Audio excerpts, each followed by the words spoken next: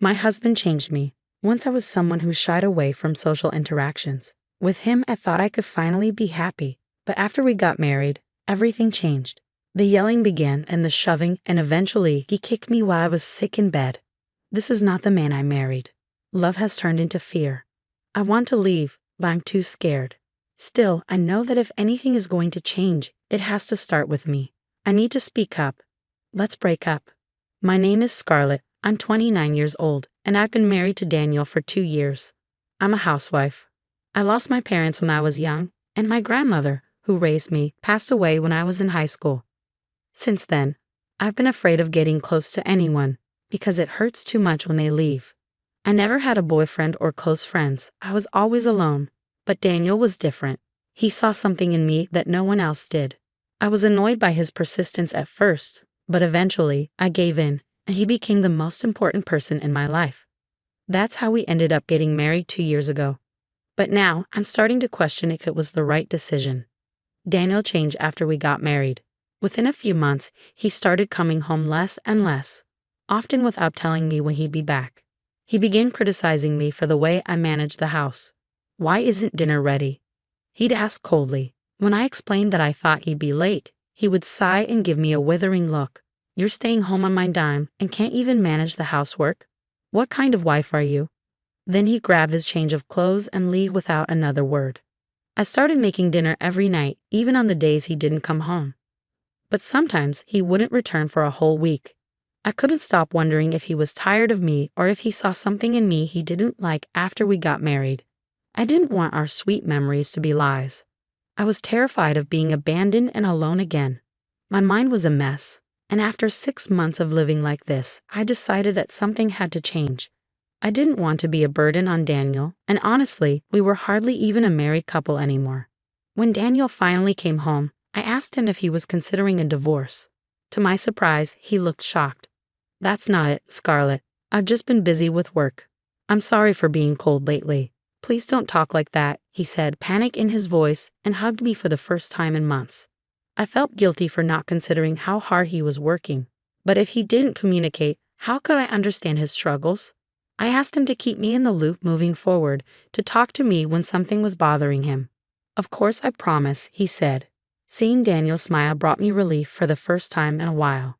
For a moment, our troubles seemed like a bad dream, and life returned to normal.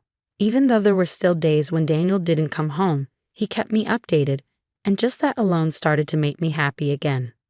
However, a year after we got married, on our wedding anniversary, Daniel stood me up. He never showed up at the restaurant we had reserved. I was heartbroken, especially since it was our anniversary. I never thought he'd cancel. Of course, it was because of work. I tried to be understanding, but it still hurt. I wish he would have told me sooner. When Daniel finally came home the day after our anniversary and I told him how I felt, he glared at me.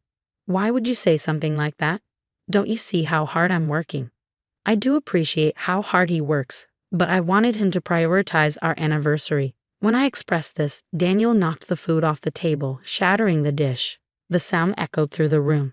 You're so selfish. Are you sure you're not just after my money? He shouted. Daniel's mother, Olivia, founded her own company where Daniel and his brother work. Many have pegged Daniel as the future CEO, and he had warned me before that gold diggers had targeted him in the past. The only one who really loves me is Scarlett, he once told me with a smile. And honestly, I've never once thought about his family's wealth. When I told him this, Daniel looked at me with disbelief. Then get a job. You've got too much free time if you're complaining about me. You do it if you really love me, right? Would getting a job really solve this issue? I hesitated, but ultimately, I nodded. I didn't want Daniel to think I was with him for his money. And more than anything, I didn't want him to leave me. I began to question my sanity, convinced that Daniel's anger was my fault. So I found a full-time job, hoping that if I kept the house tidy before and after work, Daniel wouldn't complain. One day, Olivia contacted me. Scarlett, I heard you're working now. What happened? Weren't you planning to quit after getting married? She asked. I forced a smile and said I had time to spare. Olivia had always been kind to me since the moment we met. She was a busy CEO, yet she always checked in on me. I vividly remember the time we went shopping right after the wedding. She looked at me like I was a dream come true.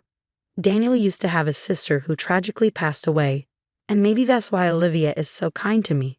Reach out if you're ever in trouble, she once said, her kind words nearly bringing me to tears.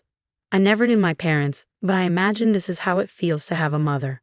Thinking about it warms my heart a little. I didn't want to cause any trouble for Olivia. Supporting her son Daniel was my role after all. But that was easier said than done, especially when Daniel hardly ever came home.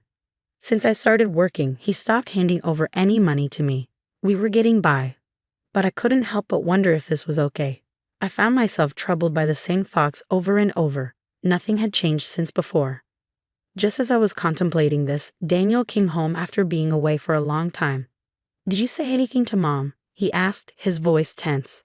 I told him about the call I received from Olivia. He seemed angry at first, but then smiled in relief when he found out I hadn't said anything to her. "That's my wife. Make sure to tell Mom we're getting along just fine, okay?" he said.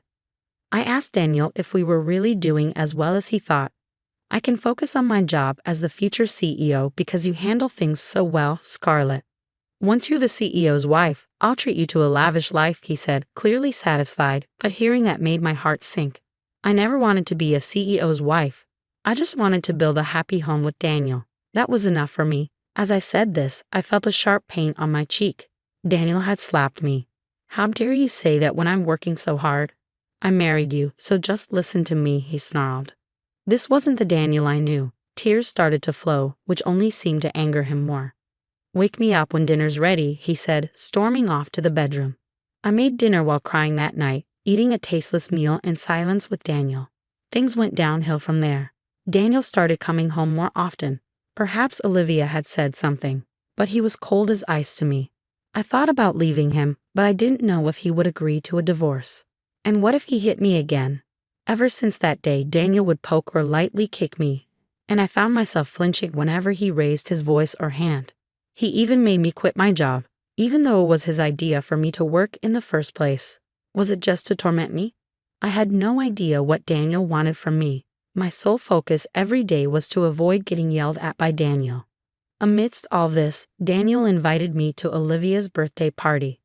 "There will be a lot of people there, so don't embarrass me.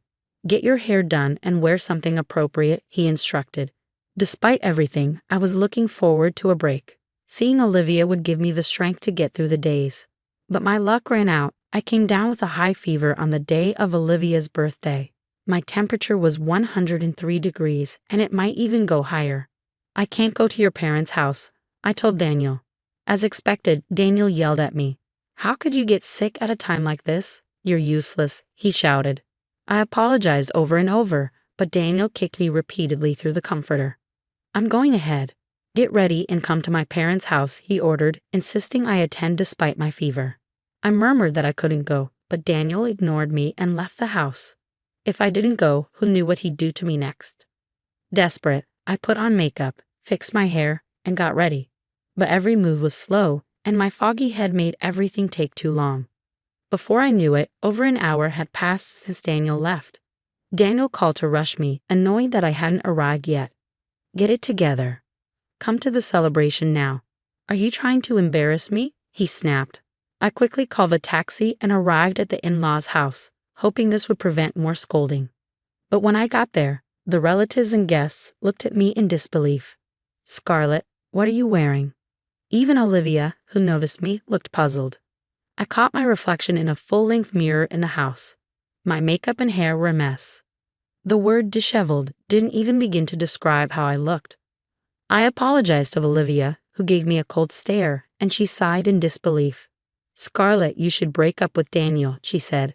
To my surprise, Daniel chimed in cheerfully. "Come on, Mom, give her a break. She just overslept. She didn't even remember it was your birthday." I bowed my head at his unhelpful comment, and then a loud slap resonated through the room. I looked up to see that Olivia had slapped Daniel. "Why?" Daniel asked, his face a mix of disbelief and anger. "Daniel, did you force Scarlett to come even though she's clearly unwell? Is that how a person should act?" Olivia demanded, her voice firm and disappointed. Daniel tried to argue back. Daniel was slapped on the other cheek before he could speak. Olivia, her face set with determination, said, "I have evidence that you're having an affair. Shall we talk about it? She took Daniel into the study, and I was led to the guest room by my brother-in-law, Andrew, to rest. Exhaustion and medication soon sent me into a deep sleep. When I woke up, it was nighttime. Daniel sat in submission, and Olivia looked exasperated. Olivia quickly filled me in on what had happened. Daniel had been dating someone even before our marriage and had plans to marry her. However, Daniel's ex had a kleptomania issue and had stolen from Olivia during a visit to their home. Naturally, Olivia banned her from the house and made it clear they wouldn't support Daniel if he married her. That's why Daniel chose me as a cover-up. He thought I resembled his late sister, hoping Olivia would like me and, in turn, approve of him. Olivia didn't elaborate further, but I suspected that Daniel also saw my docile nature as an opportunity to manipulate me. Daniel planned to break up with you after he became CEO. I've only met Scarlett a few times a year, but she seemed less lively each time. That's why I investigated, Olivia said, her voice tinged with sorrow. I'm really sorry about Daniel. Suddenly, everything made sense. Daniel had never loved me from the start. Surprisingly, I felt more relieved than sad because I had already been contemplating leaving. Love had turned into fear after all the shouting and abuse. Olivia, I'm leaving him, I said firmly. Olivia nodded.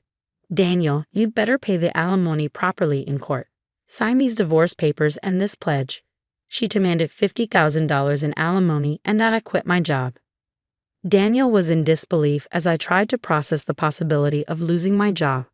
Turning to me for help, he pleaded through tears, I really loved you, Scarlett. I was just meeting my ex because she's relentless. I didn't know what she'd do if I didn't. Trust me.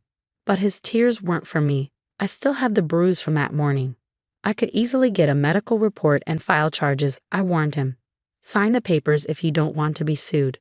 Olivia, unaware of the physical abuse, burst into tears and began hitting Daniel. You're a terrible person. Don't ever come back home. We're done, she yelled. Andrew stepped in, and Daniel, sobbing, signed the papers. If he regretted it so much, he shouldn't have done it in the first place, I thought. I wondered if I also had a part in this for putting up with it for so long. Watching Daniel cry, I vowed never to neglect my own feelings again. After the divorce, I focused on moving and job hunting. It was a hectic time, but Andrew helped me find a new place, and Olivia even referred me to a job. I was being pampered, really. I managed to find a job in my previous field and recently received a job offer based on merit after a proper interview, not connections. Ever since, Olivia has been a bit overprotective, which worries me a little. But starting a new job while adjusting to a new lifestyle is bound to be challenging. Still, I feel more satisfied and secure than anxious. About a year after the divorce, I ran into Daniel loitering near my workplace. He looked awful, his clothes were dirty, and he lacked the energy he once had. Long story short, he had been dumped by his girlfriend and wanted to get back together with me. I couldn't help but laugh. I then showed him my right hand, where a new ring sparkled. I've been dating your brother recently. I'm not sure about marriage yet, but I do know he's a much better person than you. Plus, he's next in line to be CEO. Daniel had always arrogantly assumed he would take over the family business, but Olivia never considered him a suitable successor. Being married to him was a struggle, but there's one thing I'm grateful for. He introduced me to a family where I'm truly cherished now. With a smile, I conveyed this to Daniel. He collapsed on the spot, falling to his knees and sobbing. That was the moment I felt truly glad to have left him. While I still can't contemplate marriage due to my history with Daniel, I've decided to trust those who supported me during my toughest times. From now on, I'll live being true to my feelings.